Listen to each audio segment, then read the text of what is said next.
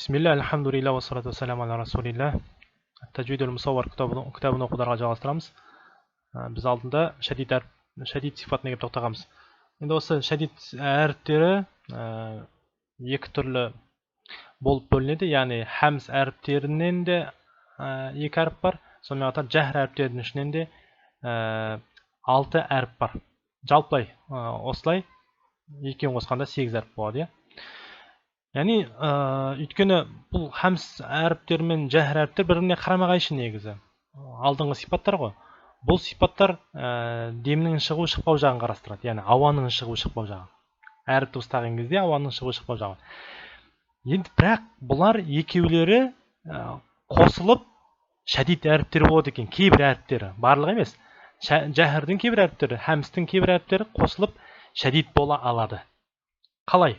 Яғни шәдид деген сипат бұл басқа сипат. Сондықтан да шәдид ол әріпті дыбыстаған кезде демнің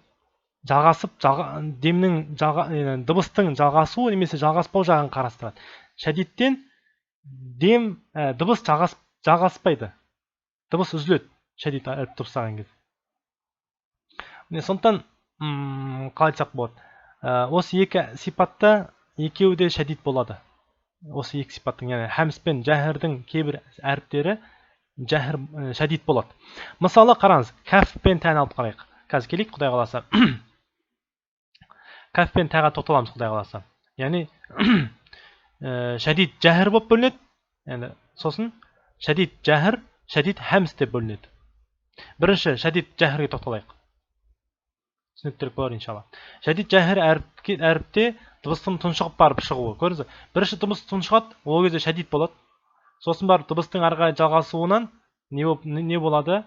Жәһр болады. Түсінікті ғой? Яғни жәһр. Бұл жерде яғни дем де жалғаспайды, дыбыс та жалғаспайды. Қазір түсініктірек болады. Иншалла. Қараңыз.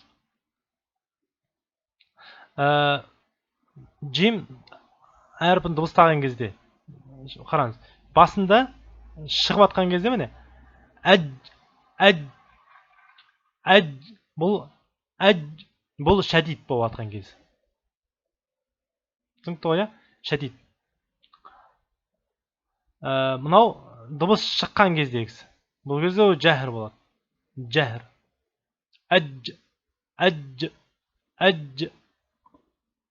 Мақраждың артында тұншыққан дыбыстың қысымымен шығуы дыбыс жолдарын белгілейді. Яғни осынау шығып атқан белгісі ғой. Бұнау белгі дыбыс стрелкалар. Бұл бағыт осы жерге дейін дыбыстың жалғасатынын көрсетеді. Дыбыс шығу барысында шәдид болады. Дыбыс шығу барысында. Ал кейін дыбыс шыққан кезде не болады? Жәһр болады. Оны қазір ол Айман Суайтуш деген сабағымен түсінсек болады.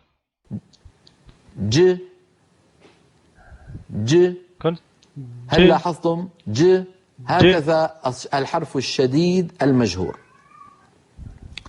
يكون محبوسا ثم ينطلق صوته بينما لو انتقلنا إلى اللوحة التالية يعني осындай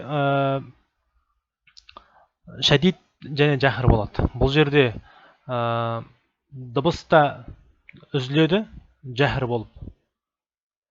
Яғни шәдид болып дыбыс үзіледі. Дыбыстау барысында, яғни дыбыс жалғаспайды әріп дыбыстаған кезде. Сонымен қатар жәһр де болады. Яғни жәһр дегеніміз не жалғаспайды? Әріпті дыбыстаған кезде дем қоса шықпайды. Әж деп тұрмайды ғой. Әж, ж,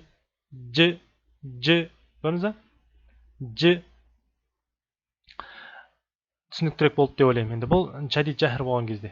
Ал енді шәдид хәмс болған кезде қалай? Бұнда былай дейді. Кәф пен тәдегі шәдид пен хәмс ретімен келетін сипаттар. Бұларда ретімен келеді сипаттарда. Бірінші шәдид болады, екінші хәмс болады деп отыр. Міне бірінші наған қараңыздар. Дыбыс тұншығу кезінде шәдид болады. Мысалы, кәфті алып қарайық. Әк. Бұл жерде шәдид болып отыр. Сосын к. Дыбыс шыққан кездегі к. к. Өз қолыңыз қойып айтып көрсеңіз болады. К. Дем шығады ауыздан. Дем шығады. Дыбыс емес, дем шығады. Әк. Көрдіңіз бе? Яғни біріншісінде шәдид болады, дыбыс тұншығады.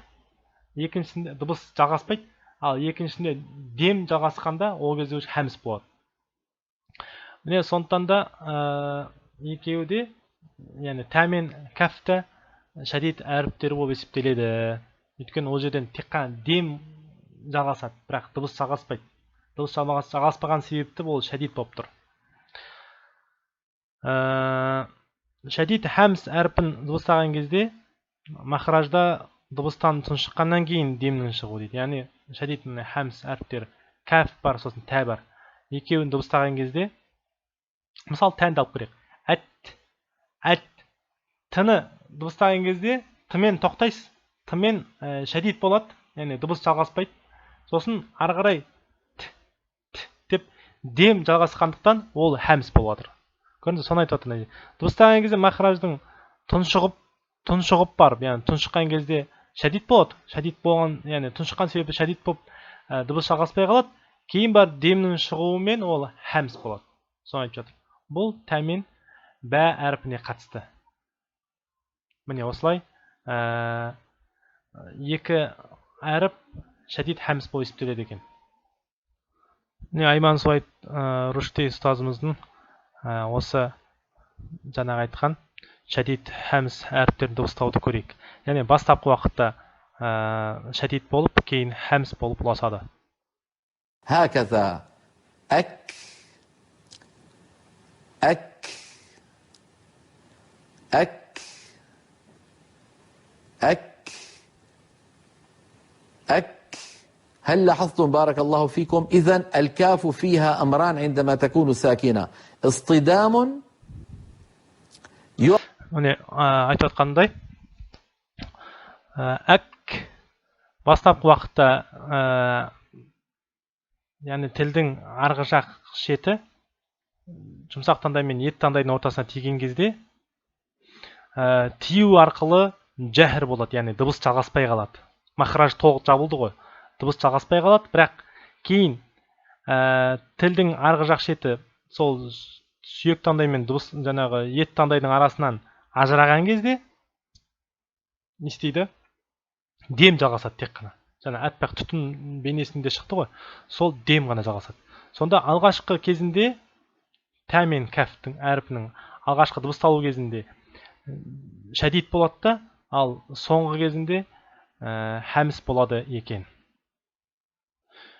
Міне осымен біздің сауабымыз аяқталды. Субханакаллахумма бихамдик, нашһаду ан ла илаха илля ант, настағфирука ва натубу илейк.